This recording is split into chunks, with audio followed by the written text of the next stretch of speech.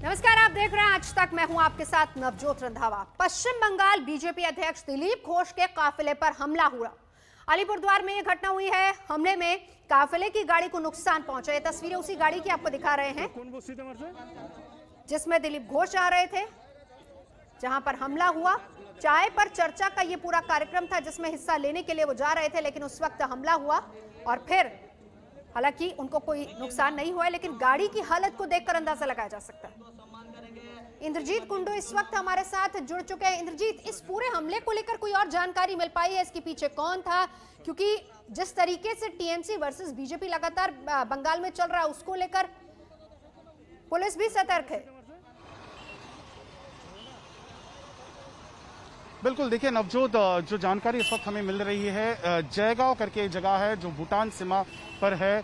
वहां पे दिलीप घोष का एक कार्यक्रम था आज, और वहां पे चाय पे चर्चा कार्यक्रम खत्म करके वो दूसरे कार्यक्रम में जा रहे थे। एक बड़ी बाइक रैली दिलीप घोष और बीजेपी निकाले थे, और वहां पे कुछ गोरखा जनमुक्ति मोर्चा बिमल गुरुंग का जो फैक्शन है वो लोग वहां पे रास्ते पे प्रदर्शन कर रहे थे। काला फ्लैग भी दिखाया गया और गो बैक के नारे भी लगाए गए। और तब जब कॉन्वॉय निकल चुकी थी उस जगह से, तो कॉन्वॉय के पीछे आखिरी और जो गाड़ियां थी उस पे पथराव की जो घटना वहां पे सामने आ रही है। 2 गाड़ी को क्षति पहुंची है, लेकिन किसी को कोई नुकसान ज्यादा तक नहीं हुआ है, किसी को इंजरी नहीं हुई है। और बाद में दिलीप घोष ने ये भी कहा है कि वो निकल गए थे और दूसरा जो कार्यक्रम था उस पे उन्होंने हिस्सा भी ले लिया है। लेकिन इंद्रजीत, देखिए सबसे बड़ी बात यह है कि जब इस तरह के कार्यक्रम होते हैं, क्योंकि एहतियातन सुरक्षा के भी तगड़े इंतजाम होते हैं, क्या कोई चूक की भी वहां पर खबर सामने आ रही है? बिल्कुल, पुलिस का सुरक्षा के इंतजाम तो जरूर थी, लेकिन ये कहा जा रहा है कि जो बाइक रैली बीजेपी ने निकाला था, 25 बाइकों की परमिशन थी, ज्यादा बाइक वहां पे था, इसलिए पुलिस के साथ भी कुछ आर्ग्यूमेंट बीजेपी के कार्यकर्ताओं का हुआ था। लेकिन पुलिस रहते हुए किस तरह से पथराव हुआ है बीजेपी के इस कॉन्वॉय पे, इससे एक बहुत बड़ा सवाल जरूर रह जाता है। उस पर भी सवाल उठते हैं। बिल्कुल, नजर बनाए रखिए। इंद्रजीत कुंडू हमारे सहयोगी जानकारी दे रहे थे। बहरहाल बीजेपी के हिंसा के इस आरोपों पर टीएमसी ने पलटवार किया है। पार्टी के नेता सौगत रॉय ने कहा है कि सुसाइड तक के मामलों को बीजेपी राजनीतिक हत्याओं का रंग दे रही है। सर, ये बताइए, जिस तरह का रिमार्क कल प्रधानमंत्री ने खुद बीजेपी हेडक्वार्टर्स में कहा है, उसको किस तरह से देखते हैं? वो तो प्रधानमंत्री तो पश्चिम बंगाल का नाम नहीं किए हैं। अगर पश्चिम बंगाल के और उनको निशाना है तो मुझे ये कहना है, पश्चिम बंगाल में तृणमूल कांग्रेस शासन में है। तृणमूल कांग्रेस राजनीतिक हिंसा में विश्वास नहीं रखते हैं, ना हम राजनीतिक हिंसा करते हैं। अगर कहीं ऐसा घटना होता है तो हम उसको निंदा करते हैं। हम प्रशासनिक ओर से और सांगठनिक तरीका से उसको मुकाबला करते हैं। लेकिन बीजेपी लाश का तलाश में है। कहीं भी कोई आदमी प्रेम में व्यर्थ होके खुदकुशी करते हैं तो वो बोलते हैं वो भी बीजेपी का खेल है। कल भी मिदनापुर में किसी का मृत्यु हुआ है। बीजेपी कह रही है वो अपना पार्टी करता है और कार्यकर्ता है और तृणमूल ने मारा। हाँ, वो कहीं भी लोग आत्महत्या करते हैं, वो बोलते हैं हमारा पार्टी का आदमी मर गया। ऐसा तो कोई सबूत नहीं है। हर मौत के बाद, हर मृत्यु के बाद पुलिस छानबीन करता है, पोस्टमार्टम होता है, तो ये तो प्रतिष्ठा नहीं हुआ है। बीजेपी ऐसे ही कोई भी आत्महत्या करता तो उसको बोलता है कि हमारा पार्टी का कैडर। अमित शाह कहते हैं कि 100 से ज्यादा बीजेपी के कार्यकर्ताओं को मार डाला है पश्चिम बंगाल में पिछले कुछ सालों में। ये अमित शाह का गलत हिसाब है। ये उनको होम मिनिस्टर होके नहीं देना चाहिए।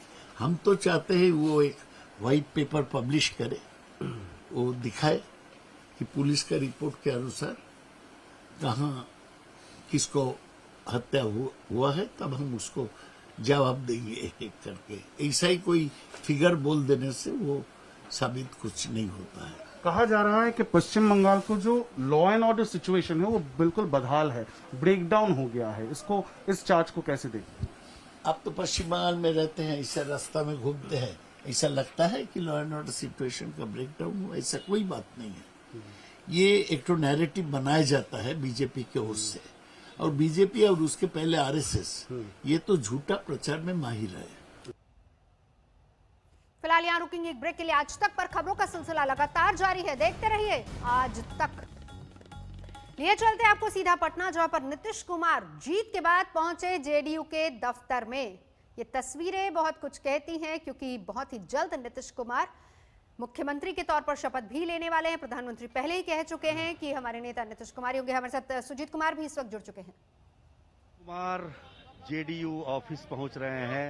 चुनाव परिणाम आने के बाद वो यहाँ नवनिर्वाचित जो विधायक हैं, 43 विधायक हैं जेडीयू के, उनसे मुलाकात करेंगे, उनसे बातचीत करेंगे। और ये आप देख सकते हैं कि नीतीश कुमार को हाथ जोड़कर जाते हुए और सीधे के इस कर्पूरी सभागार में, जहां पर विधायकों से वो मुलाकात करेंगे। हालांकि अभी मीडिया को एंट्री नहीं दी गई है, लेकिन विधायक जो 43 जीते हैं जेडीयू के, वो और साथ में क्षेत्रीय प्रकोष्ठ के जो अध्यक्ष हैं, उनकी भी बैठक हो रही है। जाहिर तौर पर एक बड़ा सवाल ये रहेगा कि जेडीयू को इस बार कुछ कम सीटें आई हैं, उसके पीछे की क्या वजह है। ये तमाम बातों पर चर्चा होगी। विधायक जो जीते हैं उनको क्या परेशानी हुई, लोजपा और चिराग पासवान कितना बड़ा फैक्टर रहा, इन तमाम बातों पर विचार विमर्श किया जाएगा। पार्टी के नए बड़े नेता भी मौजूद हैं। आरसीपी सिंह हैं, अशोक चौधरी जो कि कार्यकारी अध्यक्ष हैं, प्रदेश अध्यक्ष, और प्रदेश अध्यक्ष वशिष्ठ नारायण सिंह भी पहुंचे हुए हैं। कई मंत्री संजय झा समेत इस बैठक में हैं। हालांकि ये केवल औपचारिक मुलाकात की एक बात है, और चूंकि जो भी विधायक, नवनिर्वाचित विधायक होते हैं, वो जीतने के बाद मुख्यमंत्री से मुलाकात करते हैं। लेकिन इस बार कोरोना की वजह से ये मुलाकात मुख्यमंत्री आवास में न होकर पार्टी के दफ्तर में की जा रही है। उसी को उन्हीं सबसे एक साथ मिलने के लिए नीतीश कुमार यहाँ जेडीयू ऑफिस पहुंचे हैं। हालांकि अब वो इसमें ये देखना होगा कि संबोधन करते हैं कि नहीं वो विधायकों का। हालांकि ऐसा कोई कार्यक्रम अभी नहीं बताया गया है, लेकिन हो सकता है कि वो विधायकों को संबोधित भी करें, उनसे फीडबैक भी लें। तो ये तमाम बातें हैं बिल्कुल जिसको देखना होगा। आप देख सकते हैं कि बिल्कुल सुजीत, तस्वीरें हम देख ही रहे हैं, मुलाकात कर रहे हैं तमाम कार्यकर्ताओं से। और बहरहाल बहुत अहम ये क्षण भी, जेडीयू दफ्तर पहुंचे, 7वीं बार मुख्यमंत्री पद की शपथ लेंगे। फिलहाल यहाँ रुकेंगे एक ब्रेक के लिए, देखते रहिए आज तक। नमस्कार, आप देख रहे हैं आज तक, मैं हूं आपके साथ नवजोत रंधावा। बिहार के अगले मुख्यमंत्री नीतीश कुमार ही होंगे, और इस बारे में अब कोई शक नहीं है, कोई सुबह नहीं है। प्रधानमंत्री नरेंद्र मोदी ने खुद नीतीश कुमार के नाम का ऐलान कर तमाम अंदेशों का अंत कर दिया। उधर पटना में नीतीश कुमार के 7वीं बार मुख्यमंत्री बनने की तैयारी शुरू हो गई है। खबर यह है कि 16 नवंबर को नीतीश कुमार शपथ ले सकते हैं। की वजह से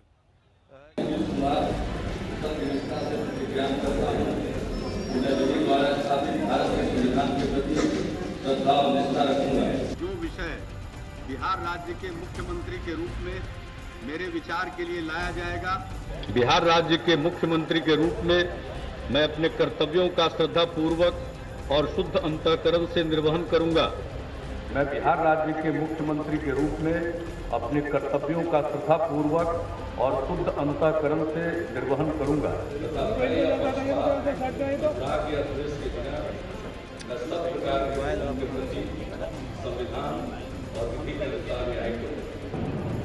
मैं बिहार राज्य के मुख्यमंत्री के रूप में अपने कर्तव्यों का श्रद्धापूर्वक और शुद्ध अंतःकरण से निर्वहन करूंगा। शपथ का ये सिलसिला अभी जारी है। बिहार में एक बार फिर नीतीश कुमार की बहार है। 7वीं बार ताजपोशी की तैयारी है।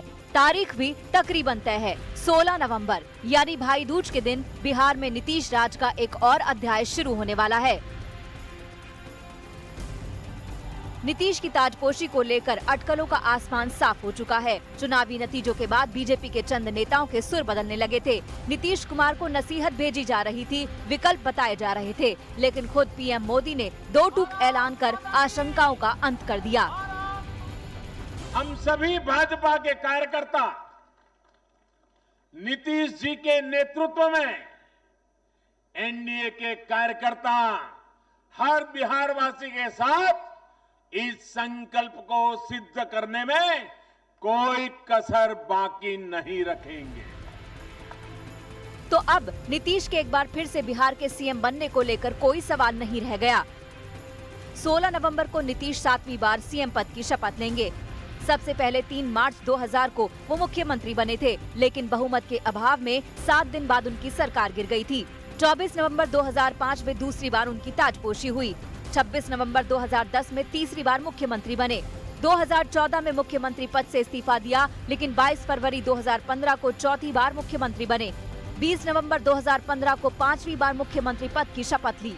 फिर आरजेडी का साथ छोड़ा तो बीजेपी के साथ 27 जुलाई 2017 को इनकी आखिरी बार ताजपोशी हुई। 3 सालों से बिहार में बीजेपी जेडीयू की जुगलबंदी है, लेकिन इस बार नीतीश के सामने नए हालात हैं, नई चुनौतियां हैं। नतीजों ने बीजेपी का कद बढ़ा दिया तो जेडीयू का कद गिरा दिया। बड़े भाई की भूमिका बदल गई। नीतीश भी अच्छी तरह जानते हैं कि इस बार की कप्तानी कांटों भरी रहने वाली है। नीतीश जी बड़े अच्छे बैट्समैन है, कुशल बैट्समैन है। वो जितना अच्छा बैटिंग करते हैं, बढ़िया से बढ़िया किसी भी पिच पर उनको दे दीजिए तो अच्छा बैटिंग भी कर लेंगे और किसी भी नंबर तक वो बैट कर सकते हैं, यहाँ वहाँ कहीं भी। बिहार की जनता ने वोट दिया है। नरेंद्र मोदी, नीतीश कुमार दोनों पर लोगों ने भरोसा जिताया है, क्योंकि चेहरा तो नीतीश कुमार है, मुख्यमंत्री तो उनको बनना है। और नरेंद्र मोदी ने प्रधानमंत्री के नाते बिहार के अंदर जो मदद की है, जो पैकेज दिया 1.25 लाख करोड़ का, आज इतने जो पुल पुलिया ब्रिजेस बन रहे हैं, 4 लेन जो बन रहा है। नतीजों में जेडीयू को पीछे छोड़ देने के बाद बीजेपी के तेवर आगे भी बदलते दिख सकते हैं।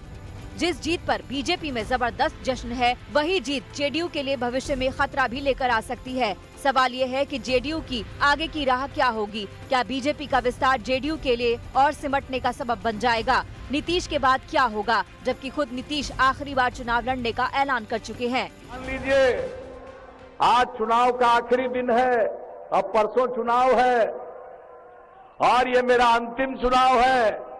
अंत भला तो सब भला। पटना से रोहित कुमार के साथ ब्यूरो रिपोर्ट आज तक। तो इधर तो शपथ ग्रहण की तैयारी हो रही है, वहीं दूसरी तरफ यानी कि महागठबंधन में हार पर मंथन चल रहा है। नतीजों पर पहली बार तेजस्वी यादव की प्रतिक्रिया। तेजस्वी का आरोप है कि आरजेडी को साजिशन हराया गया। जनता ने अपना फैसला सुनाया है और चुनाव आयोग ने अपना नतीजा सुनाया है। जनता का फैसला महागठबंधन के पक्ष में है, चुनाव आयोग का नतीजा एनडीए के पक्ष में। आप सब लोग ये समझ सकते हैं कि जनता का जो जनादेश है और जो नतीजा इलेक्शन कमीशन का है, नतीजे और फैसले का बड़ा अंतर है। फैसला हमारे पक्ष में और नतीजा उनके पक्ष में। अगर थोड़ी सी भी अंतरात्मा नैतिकता नीतीश कुमार जी में बची होगी तो ये जो कुर्सी पर बैठने का जो शौक है, जोड़ तोड़ भाग गुना करके जो बैठने का शौक है, कहीं ना कहीं से उनको जनता के इस फैसले का सम्मान करते हुए कुर्सी से हट जाना चाहिए। अगर 19 लाख रोजगार, समान काम, वेतन नियोजित शिक्षकों को, स्वयं सहायता समूह को अगर मानदेय, शिक्षा, चिकित्सा अगर नहीं सुधरी जनवरी तक के महीने पर, तो हम महागठबंधन के लोग बड़ा आंदोलन करने का काम करेंगे। तो एनडीए में जीत के बाद नीतीश की ताजपोशी की तैयारी है, तो महागठबंधन में हार पर तकरार है और हार के लिए कांग्रेस को जिम्मेदार माना जा रहा। खुद कांग्रेस के भीतर से आवाजें उठने लगी हैं, तो आरजेडी के नेता भी कांग्रेस पर सवाल दाग रहे हैं।